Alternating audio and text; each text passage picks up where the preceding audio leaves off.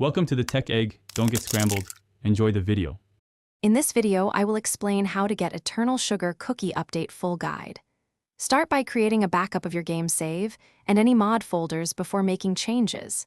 Next, verify which version of the game you are running and confirm that the update matches that version.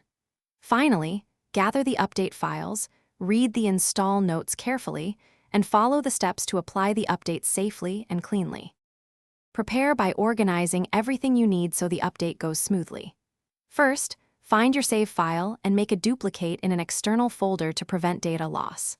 Second, create a simple list of active mods and their versions so you can detect conflicts later. Third, ensure you have enough storage and a stable internet connection to download the update files without interruptions or corruption during installation. Follow the installation steps precisely to avoid problems.